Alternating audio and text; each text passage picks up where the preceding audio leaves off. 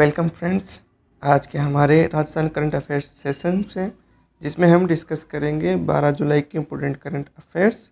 ठीक है, समरी यहाँ पे लिखी हुई है, हेडलाइंस कुछ जैसे पहला गर्ल्स सैनिक स्कूल बीकानेर में राजद्वारा पोर्टल से खनिज जानकारी इन हिंदी में की योजना कहाँ शुरू हुई है ये देखेंगे।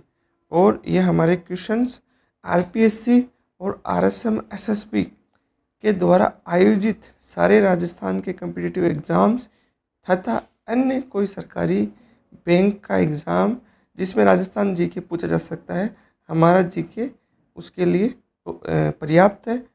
ठीक है, तो बने रहिए हमारे वीडियो के साथ। यह है हमारा फर्स्ट क्वेश्चन। हाल ही में भारतीय सेना द्वारा सदा आगे परियोजना के तहत किस फील्ड फायरिंग रेंज में स्वदेशी गोला बारूद का सफल परीक्षण किया गया? ठीक है, यह होगा आपका पोखरण फील्ड फायरिंग रेंज। अब ये भी पूछ सकते हैं कि पोखरण फील्ड फायरिंग रेंज में कौन सी जो है एक्सरसाइज है वो आयोजित की गई, तो वो होगी सदा आगे। और सदा आगे कहाँ आयोजित की गई? पोखरण फील्ड फायरिंग रेंज में। अब इसका उद्देश्य क्या था? उद्देश्य भी पूछ सकते हैं कि स्वदेशी गोला बारूद का सफल परीक्षण। अब चूँकि एग्जाम में जीके के जो पैटर्न है, जो जीके का पूछने का तरीका वो बदलता जा रहा है, तो कुछ भी पूछा जा सकता है, गहराई में भी पूछा जा सकता है। अब पहले वाली बात नहीं रही कि ये आ जाएगा ये नहीं आएगा, इतना थोड़ी पूछेंगे। तो हर एक चीज़ को आप बारीकी से देखते चले और मैंने इंक्लूड भी करी है। आप मेरी मेहनत देखिए और उसको बने रहिए मेरे साथ। सदा आगे परियोजना के तहत भारतीय सेना ने पोखरण फील्ड फायरिंग रेंज में स्वदेशी गोला बारूद आ गया ना यहाँ पे, स्वदेशी गोला बारूद का सफल परीक्षण किया।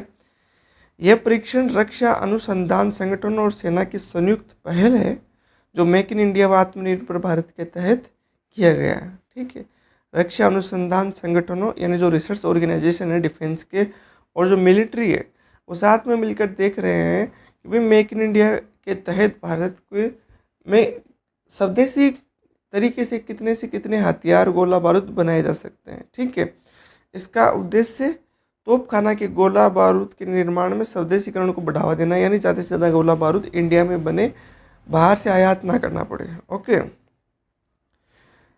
इसके बाद सदा आगे परियोजना के तहत सार्वजनिक और निजी क्षेत्रों को रक्षा निर्माण में भागीदार बनाया जा रहा है, यानी डिफेंस मैन्युफैक्चरिंग। कहने का उद्देश्य ये है कि जो पब्लिक जो संस्थाएं हैं, ऑर्गेनाइजेशन है, जो मैन्युफैक्चरर है गोला बारूद के, ठीक है, ऑर्डिनेंस जैसे फैक्ट्री बोर्ड हो गया, ये सब उनको जैसे टाटा अडानी इनके जो डिफेंस की एंटाइटीज़ हैं, ठीक है, उनके साथ मिल करके एक ऐसा तरीका ईजाद करा जाए जिसमें ज़्यादा से ज़्यादा हम गोला बारूद देश में ही विकसित कर सकें। पोखरण फील्ड फायरिंग रेंज कहाँ है भाई? जैसलमेर जिले में। ओके, ये भी पूछ सकते हैं। क्वेश्चन नंबर 2 स्टार लगा लीजिए, वेरी वेरी इंपॉर्टेंट। बूंदी में आयोजित बाल संरक्षण कार्यशाला के दौरान किस अभियान के माध्यम से ड्रॉप आउट और वंचित बच्चों को मुख्य धारा की शिक्षा से जोड़ने पर बल दिया गया? यह है यस टू स्कूल अभियान। ओके, बूंदी जिले में आयोजित कार्यशाला के दौरान यस टू स्कूल अभियान के माध्यम से ड्रॉप आउट कौन होते हैं?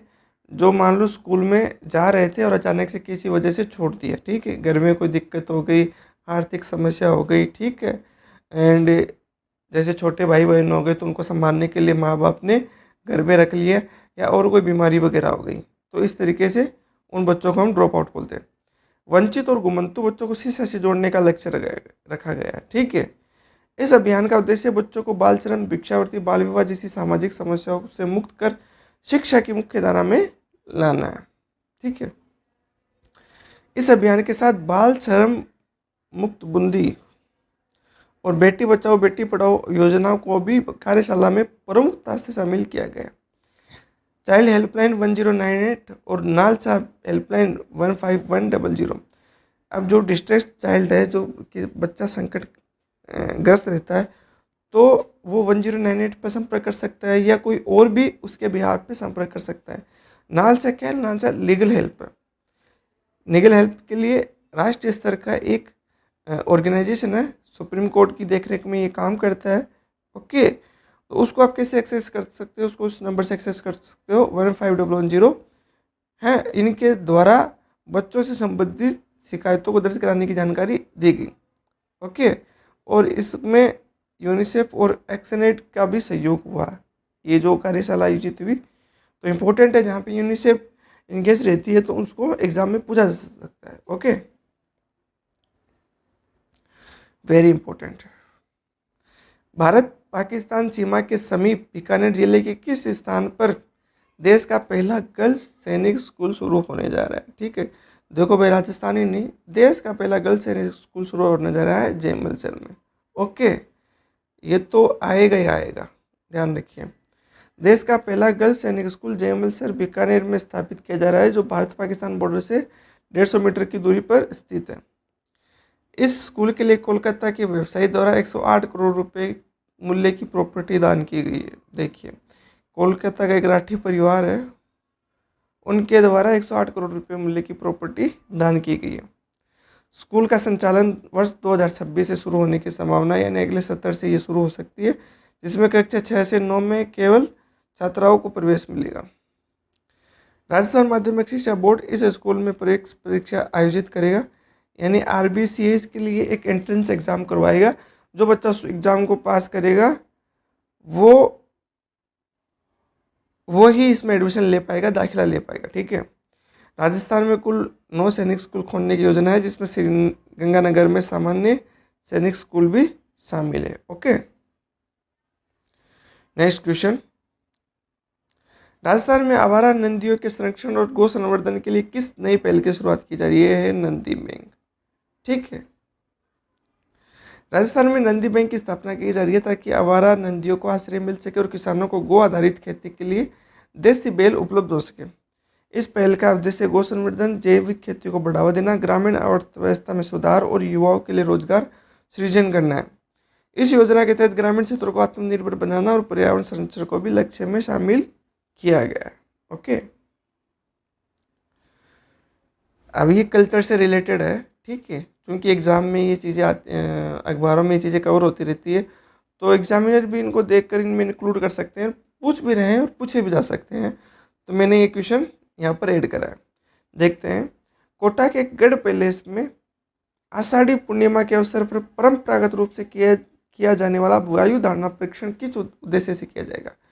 भी कहाँ किया जाता है? कोटा में। कोटा में कहाँ? गढ़ पैलेस में। कब? आषाढ़ी पूर्णिमा के अवसर पर। क्या किया जाता है? वायु धारणा परीक्षण।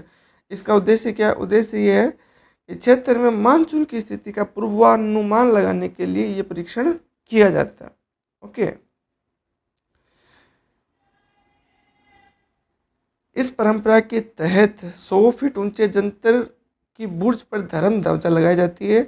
ठीक है, और दिशा सूचक यंत्र से हवा के रुख का परीक्षण किया जाता है। जैसे ये पोल हो गया, ठीक है, अब इस पे एक ध्वजा लगा देते हैं।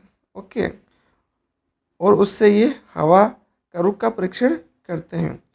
वर्ष 2025 में हवा पश्चिम दिशा से पूर्व दिशा की ओर बहने के कारण हाड़ौती में अच्छे मानसून के संकेत मिले हैं। ठीक है, यह परंपरा कोटा के राजपरिवार द्वारा रियासत काल से आज तक निभाई जा रही है। ओके, रियासत काल से ये चीज़ें निभाई जा रही है। हाड़ौती क्षेत्र में क्या क्या आते हैं भाई? कोटा, बूंदी, बारा और झालावाड़। ठीक है, ये अपना साउथ ईस्ट एरिया राजस्थान का दक्षिण पूर्वी, इसको हाड़ौती कहते हैं। कोटा, बूंदी, बारा और झालावाड़ इसमें इंक्लूड है। ओके, अगला क्वेश्चन देखते हैं। राजस्थान में सहकारी समितियों को जैविक उत्पादों के विपणन और निर्यात में सहयोग देने के लिए किस संस्था के साथ 14 जुलाई को MOU प्रस्तावित है? ठीक, यह है हमारा राष्ट्रीय सहकारी निर्यात लिमिटेड। राष्ट्रीय सहकारी निर्यात लिमिटेड के साथ 14 जुलाई को राजस्थान की सहकारी समितियों का MOU प्रस्तावित है। इस MOU से सहकारी समितियों को अपने जैविक उत्पादों और बीजों को निर्यात करने का अवसर मिलेगा। इससे प्रदेश के उत्पादों को वैश्विक पहचान और समितियों की आय में वृद्धि होगी। ओके, हाल ही में दिल्ली के किस क्षेत्र में राजस्थान का प्रसिद्ध सरस की रियायती दरों पर बेचने हेतु रिटेल आउटलेट खोला गया है? मंगोलपरी इंडस्ट्रियल एरिया में खोला गया। ठीक है, यहाँ पे आधा लीटर से 5 लीटर तक टिन के पैक में घी को उपलब्ध कराया जा रहा है। ओके, इस आउटलेट का उद्घाटन राजस्थान डेयरी के मार्केटिंग महाप्रबंधक संतोष कुमार शर्मा द्वारा किया गया। ये है हमारा आज का लास्ट क्वेश्चन। राजस्थान में खनिज ब्लॉकों व प्लाटों की जानकारी किस पोर्टल के माध्यम से ऑनलाइन उपलब्ध कराई जा रही है, जिससे पीएम गति शक्ति पोर्टल से भी इंटीग्रेट किया जाएगा? यह है राजधरा पोर्टल। ठीक है, राजस्थान में खनिज ब्लॉकों, प्लाटों और खान परिचालन की जानकारी राजधारा पोर्टल पर ऑनलाइन उपलब्ध कराई जाएगी। इस पोर्टल को प्रधानमंत्री गति शक्ति पोर्टल से भी इंटीग्रेट किया जाएगा, जिससे विभिन्न विभागों के बीच समन्वय बढ़ेगा। पोर्टल पर खनिज संपदा को 3 लेयर्स में प्रसिद्ध किया जाएगा। अब ये पूछ सकते हैं भाई, ठीक है, इम्पोर्टेंट है, इसको हाईलाइट कर लो।